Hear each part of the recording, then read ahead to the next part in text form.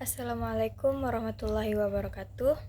Salam sejahtera untuk kita semua. Marilah kita panjatkan puji syukur kehadirat Allah Subhanahu wa Ta'ala, karena berkat rahmat-Nya kita bisa hidup di dunia hingga saat ini. Salat serta salam tak lupa pula kita hanturkan kepada Nabi besar kita, Nabi Muhammad SAW. Dan semoga di yaumul kiamah kelak kita bisa mendapatkan syafaat dari beliau. Saya juga ingin mengucapkan terima kasih kepada Ibu Kartini, SAG, MAG, selaku dosen mata kuliah Sejarah Peradaban Islam. Baiklah, saya akan memperkenalkan diri saya terlebih dahulu. Nama saya Nurhaula Salsabila, NIM 123100098, kelas 1D, Program Studi Pendidikan Guru Madrasah Ibtidaiyah semester 1. Baiklah, di sini saya akan menjelaskan tentang peristiwa pada masa Rasulullah SAW, yaitu salah satunya adalah peristiwa Perjanjian Hudaybiyah. Isi Perjanjian Hudaybiyah disepakati oleh Nabi Muhammad SAW dan kaum Quraisy Mekah pada bulan Zulqaidah tahun ke-6 Hijriah atau sekitar bulan Maret 628 Masehi. Salah satu poin isi Perjanjian Hudaybiyah adalah kesepakatan gencatan senjata antara umat Islam dan kaum Quraisy selama 10 tahun. Poin itulah yang kemudian dilanggar oleh kaum Quraisy saat sekutu mereka, kabilah Bani Bakr, menyerang kabilah Khuza'ah yang beraliansi dengan umat Islam. Pelanggaran tersebut memicu peristiwa akbar atau peristiwa besar dalam sejarah Islam di masa kenabian Rasulullah SAW. Hudaybiyah sebenarnya nama sebuah sumber air. Lokasi Hudaybiyah ini berjarak sekitar 22 km arah barat laut dari kota Mekah. Di sekitar sumber air itu tumbuh banyak sekali taman dan berdiri masjid bernama Ar-Ridwan. Peristiwa terbentuknya Perjanjian Hudaybiyah terjadi setelah meletup rentetan bentrok militer antara umat Islam dengan umat kaum Quraisy, termasuk perang Badar, Uhud, hingga Khandaq.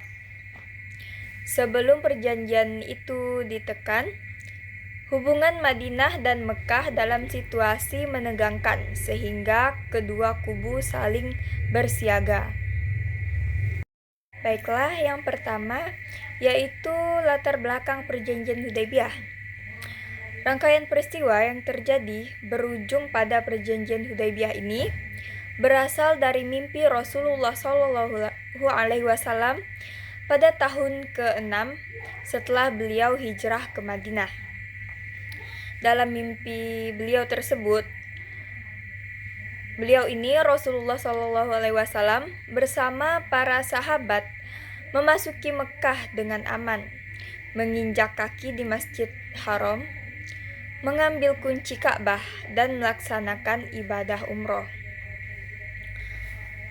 Rasulullah SAW lantas menceritakan mimpinya itu kepada para sahabatnya. Nabi Muhammad bilang ke para sahabat soal rencananya menunaikan ibadah umroh ke Mekah. Para sahabat setuju dan segera bersiap melakoni perjalanan yang penuh resiko itu. Maka itu, pada awal bulan Zulqaidah tahun ke-6 Hijriah, Rasulullah bersama 1.500-an sahabat berangkat ke Mekah. Adapun kepemimpinan di Madinah dipasrahkan untuk sementara kepada Abdullah bin Ummi Maktum. Dalam rombongan Rasulullah juga ada puluhan unta dan tanda di lambung kanannya sebagai petunjuk bahwa hewan-hewan tersebut untuk kurban, bukan kendaraan perang. Pesan terang ditunjukkan Rasulullah SAW bahwa kedatangannya ke Mekah ini bukan untuk bertempur dengan kaum Quraisy. Bahkan saat sampai di tempat bernama Zulhulaifah, Rasulullah meminta para sahabatnya segera memakai pakaian ihram, berniat melaksanakan umroh dan membaca talbiyah sepanjang perjalanan. Meskipun begitu, kaum Quraisy di Mekah tetap curiga dan bahkan berusaha menghalangi rombongan Rasulullah ini agar tidak bisa masuk ke kota Mekah. Mereka pun sempat mengirim pasukan di bawah pimpinan Khalid bin Walid untuk melakukan pengadangan. Tapi Rasulullah memutuskan untuk melewati jalur yang berbeda agar tidak terjadi konfrontasi. Terjadi beberapa bulan setelah berlangsungnya Perang Khandaq yang terjadi pada tahun ke-5 Hijriah. Maksudnya situasi tegang antara kedua kubu ini belum mereda. Banyak kaum Quraisy menganggap bahwa kedatangan Rasulullah SAW ini sebagai serbuan mendadak. Meski ada sinyal jelas bahwa rombongan dari Madinah berniat untuk menjalankan ibadah. Sementara itu, di tengah perjalanan menuju Mekah, Rasulullah SAW meminta rombongannya ini untuk berhenti dan berkemah di sebuah lembah. Yang lantas, lokasi ini menjadi perundingan untuk Hudaybiyah. Di tempat itu pula Nabi Muhammad SAW menerima beberapa utusan dari kaum Quraisy. Utusan-utusan itu dikirim oleh kaum Quraisy untuk mengkonfirmasi maksud rombongan Rasulullah SAW ini datang ke kota Mekah. Ada 4 orang utusan yang dikirim secara bergilir oleh kaum Quraisy. Yang pertama yaitu Badil bin Warqa. Yang kedua yaitu Makraz bin Haf. Yang ketiga ada Hulais. Yang keempat ada Urwah bin Mas'ud As-Safaq. Namun kaum Quraisy masih tidak percaya bahwa rombongan Nabi ini datang ke Mekah untuk umroh. Karena itu Rasulullah SAW kemudian mengutus Quraisy bin Umayyah al-Khuzai untuk menegaskan keterangan ke kaum Quraisy bahwa tidak ada perang. Akan tetapi unta yang dikendarai Quraisy dibunuh dan ia sendiri nyaris kehilangan nyawa. Lalu Rasulullah mengutus Utsman bin Affan untuk menyampaikan pesan kepada kaum Quraisy terkait niat rombongan dari Madinah yang hendak melaksanakan ibadah umroh. Utsman jadi pilihan, terutama karena dia dikenal memiliki sikap yang lunak dan banyak kerabat berpengaruh di kalangan kaum Quraisy Mekah. Ketika tiba di Mekah, Utsman segera menemui perundingan yang alot.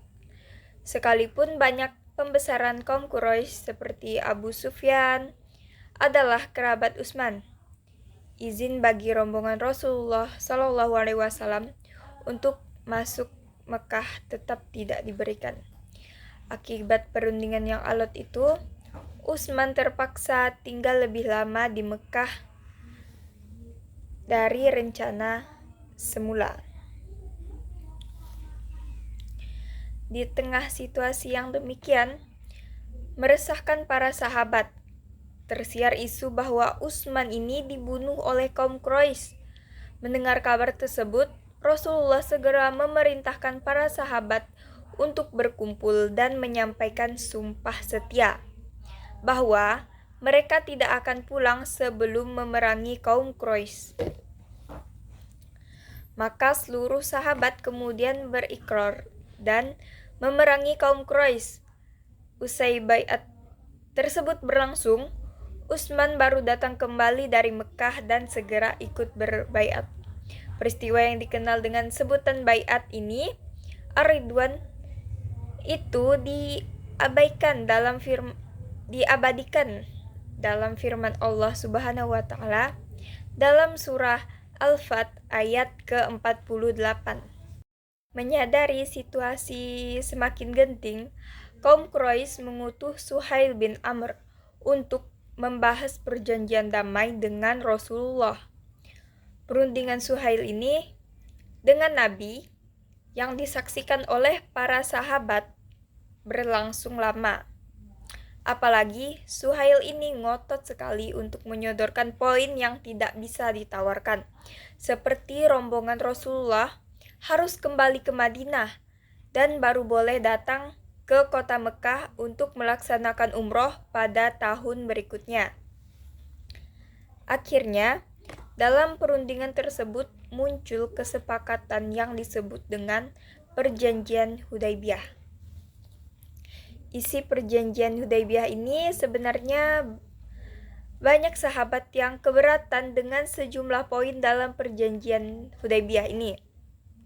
Meski demikian, Rasulullah membesarkan hati untuk menyetujuinya demi tercipta perdamaian.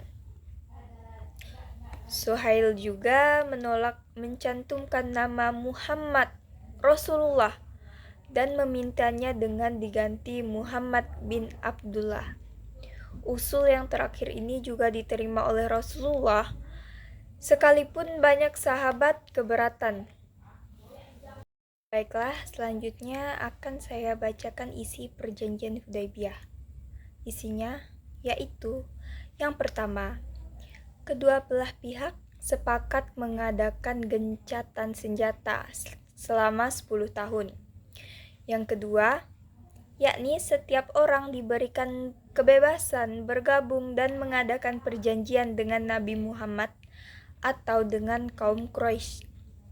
Yang ketiga, setiap orang Quraisy yang menyeberang ke kubu Nabi Muhammad tanpa seizin walinya harus dikembalikan.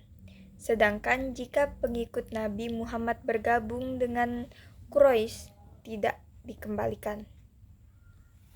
Yang keempat, Nabi Muhammad dan sahabatnya harus kembali ke Madinah dan tidak boleh masuk Mekah. Dengan ketentuan bisa kembali pada tahun berikutnya. Mereka dapat memasuki kota dan tinggal selama 3 hari. Maksudnya 3 hari di Mekah, dan tidak dibenarkan membawa senjata terkecuali pedang tersarung. Hikmah Perjanjian Hudaybiyah ini awalnya sempat timbul kekhawatiran di kalangan para sahabat mengenai Perjanjian Hudaybiyah. Mereka mengira perjanjian ini hanya menguntungkan kaum Quraisy dan merugikan umat Islam. Namun Rasulullah menyikapi perjanjian ini dengan arif. Nabi Muhammad memanfaatkan situasi dengan aman dan damai setelah Perjanjian Hudaybiyah untuk semakin memperluas dakwah Islam. Duta-duta Islam dikirim ke negara tetangga untuk mengajak mereka mengikuti seruan Nabi Muhammad. Ajakan itu diterima oleh beberapa penguasa negeri tetangga, meski ditolak oleh sebagian lainnya. Jumlah umat Islam ini pun segera bertambah banyak setelah Perjanjian Hudaybiyah disepakati. Setidaknya ada 2 hikmah di balik Perjanjian Hudaybiyah.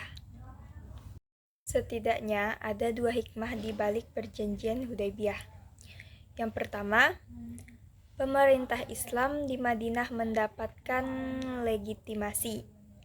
Perjanjian Hudaybiyah secara tidak langsung diakui oleh kaum Quraisy bahwa Nabi Muhammad sebagai pemimpin umat Islam dan pemimpin kota Madinah.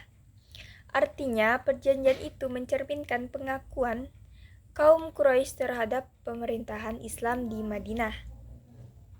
Yang kedua, salah satu kesepakatan di perjanjian Hudaybiyah adalah gencatan senjata selama 10 tahun. Kesepakatan ini memberikan peluang kepada Nabi Muhammad untuk dan para sahabat untuk semakin memperluas dakwah Islam tanpa harus disibukkan dengan urusan perang. Jadi, perjanjian Hudaybiyah merupakan upaya diplomasi Rasulullah untuk meredakan ketegangan antara umat Islam dengan kaum Quraisy. Dan penyebaran dakwah yang dilakukan oleh Nabi Muhammad SAW memang kerap mendapatkan pertentangan dari berbagai pihak. Salah satunya adalah kaum Quraisy di kota Mekah yang gencar mengintimidasi kaum muslim. Tadi sudah saya jelaskan sejarah dari awal bagaimana perjanjian Hudaybiyah ini terjadi. Sejarah singkatnya, perjanjian Hudaybiyah ini bermula dari niat Nabi Muhammad SAW dan para sahabatnya untuk melaksanakan ibadah umroh ke Mekah pada tahun ke-6 Hijriah. Kaum Quraisy di Mekah tidak mengizinkan umat muslim masuk ke kota Mekah. Melihat hal tersebut, Nabi Muhammad pun meminta negosiasi demi mencapai kesepakatan dengan kaum Quraisy. Nabi Muhammad dan para sahabat memutuskan untuk melakukan perundingan dengan kaum Quraisy di tempat yang bernama Hudaybiyah yang berada di luar kota Mekah. Pada awalnya, kaum Quraisy ini seperti yang saya ceritakan tadi menolak keras keinginan Nabi tersebut. Namun pada akhirnya mereka berhasil mencapai di titik tengah yang dikenal dengan sebagai Perjanjian Hudaybiyah. Karena Perjanjian Hudaybiyah ini, jadi umat Islam mendapatkan manfaat dari perjanjian tersebut. Yang pertama yaitu gencatan senjata. Perjanjian Hudaybiyah mencangkup gencatan senjata selama 10 tahun. Seperti yang saya jelaskan tadi, umat muslim di Madinah dan kaum Quraisy di Mekah ini memberikan stabilitas dan kesempatan bagi umat muslim untuk menyebarkan ajaran Islam dengan lebih aman dan lebih luas. Yang kedua, manfaat kedua yakni kesejahteraan. Dalam perjanjian ini mengatur bahwa kedua belah pihak, baik dari kaum muslim maupun kaum Quraisy, akan dianggap sejahtera dalam setiap hubungan dan akan saling menghormati, di mana kaum Quraisy setuju untuk tidak menyerang Madinah atau membantu pihak musuh terhadap umat Islam atau umat muslim. Yang ketiga adalah perdamaian. Perjanjian Hudaybiyah menjamin kedamaian dan menghentikan pertumpahan darah di antara kedua belah pihak ini, memungkinkan umat muslim untuk melakukan ibadah umroh tanpa kekhawatiran serangan dalam masa mendatang. Yang keempat adalah hak pemeluk Islam. Perjanjian ini menyatakan bahwa siapapun yang ingin bergabung dengan umat muslim atau meninggalkan Mekah untuk bergabung dengan Nabi Muhammad SAW ke Madinah akan diizinkan melakukannya dengan bebas. Hal ini tentunya memberikan perlindungan dan kebebasan beragama bagi mereka yang ingin memeluk Islam. Perjanjian Hudaybiyah pada awalnya memang terlihat sebagai kemenangan politik yang lebih menguntungkan bagi kaum Quraisy. Tetapi dalam jangka panjang, perjanjian ini membuka jalan bagi penyebaran agama Islam dan memperkuat posisi umat Muslim. Hal ini juga memberikan kesempatan kepada banyak orang untuk mempelajari agama Islam dan memeluk agama Islam.